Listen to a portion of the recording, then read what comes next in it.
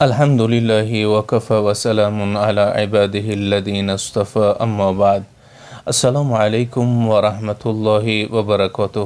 برادران عزیز و گرامی، شرکت کنندگان این مجمعه خیر، مجمعه بیداری جوانان، برادرمون سوال مطرح کرده بودند در بیان شناخت فرض و واجب و سنت و مستحب، که مثلا فرض چی است، واجب چی است و سنت چی است و مستحب چی است. و علاوه بر این اگر در نماز فرض ترک شود چی می شود، واجب ترک شود چی می شود و سنت مستحب ترک شود چی می شود. خب خدمت برادرمون با عرض آداب انشاءالله شروع میکنیم برای پاسخ این سوال. دوستی عزیز و گرامی، ما و شما انشاءالله شروع میکنیم این لحظه اولا در بیان فرائض، یعنی در بیان فرض، که فرض خود گفته چی را میگن، فرض خود چی است. عموما در کتاب های فقهی میگذرد که اما الفرض فما ثبت بدلیل قطعی لا شبهة فیه.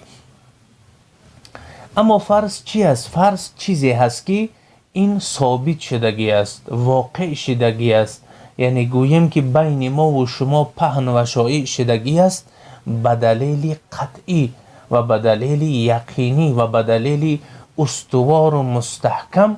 بین ما و شما این شایع شدگی است، یعنی ثبوت این به دلیل قطعی است که در این گونه دلیل یگان شبهه نباشد و یگان شبهه نیست. یعنی اون چیزی که اگر فرض واقع شد او البته چی می شود، یعنی فرضی که متفق علیه است یا اینکه فرضی هست، عموما فرض به دلیل قطعی ثابت می شود که در او یگان شبهه نمی ماند. مثلا فرض کردیم 5 وقت نماز فرض است، این به دلیل یقینی و قطعی ثابت شدگی است که در این یگان دیگر شبهه، یگان شک، یگان دیگر فهمی یا اینکه تصور و رأی و فکری دیگر گونه نیست. یقینا همین فرضیتی ای را دلالت میکند که ما و شما مدیون هستیم و این بالای ما و شما همچون قرض است که همین را ادا کنیم. یعنی فرض گوییم که به منزله که انسانیت مدیون است، اگر از یک کس ما و شما 5 تنگه اگر قرض بگیریم و حق کسی بالای ما ثابت شده باشد، اگر او را ادا نکنیم ما و شما مدیون قرار میگیریم. همچنین در بیان فرض ما و شما مدیون هستیم، قرضدار هستیم که باید اینکه ای را ادا کنیم. خب مثل حج و مثل دیگر چیزهایی که فرض هستند عموما. و دیگر هر کسی که اگر یک حکم دیگر هم در بیان این واضح و روشن کنیم، هر کسی اگر فرض ترک میکند و انکار میکند، نعوذ بالله من ذلک کافر میشود. و اگر زن داشته باشد، حلاله داشته باشد، نکاحش ویران میشود.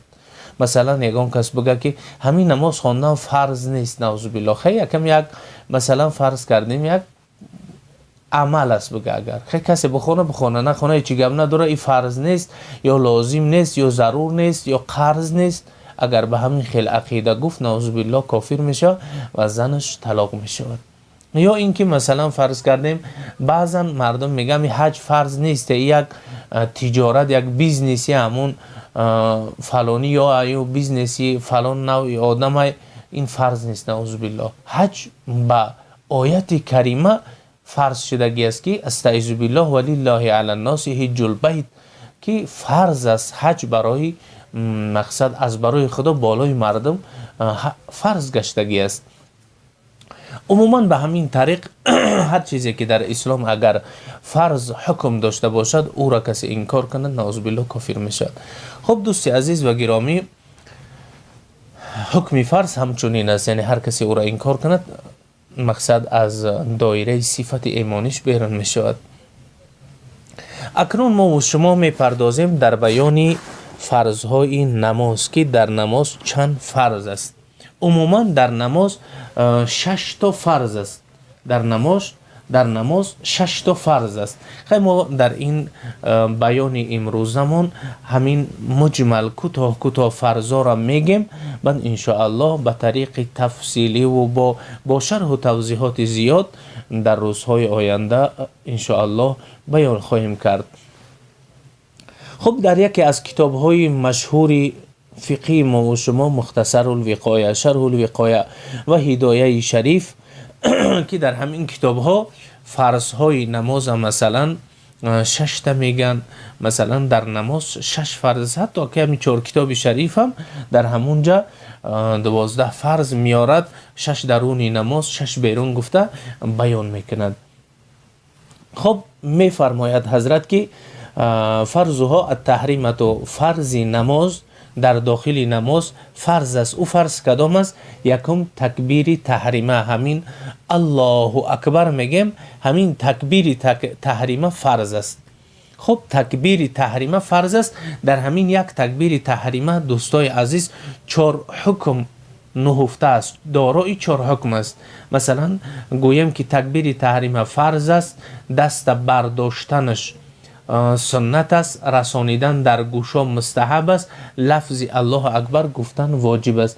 اما تکبیر تحریمه گفته چی را میگن؟ تکبیر گفته چی را میگن؟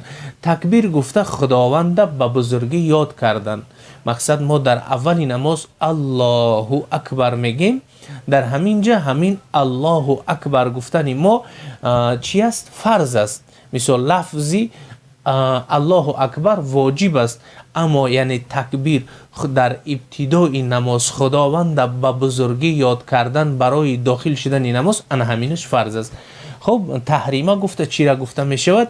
تحریمه گفته حرام گردانیدن، یعنی انسان به خودش همه کارهای غیر نمازی را حرام میگرداند.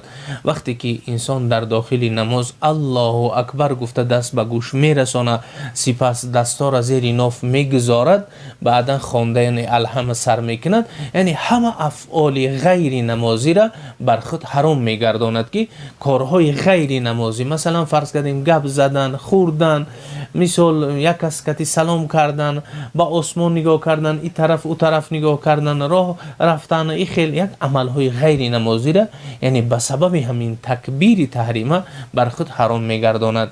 خب ان شاء الله رب العالمین در درس‌های آینده باز بیان دیگراش خواهیم کرد که خیلی دیگر از فرض‌های نماز قیام است و قرائت یک آیت است در هر 2 رکعت از فرض و در تمامی از ویتر و در تمامی نمازهای نفل.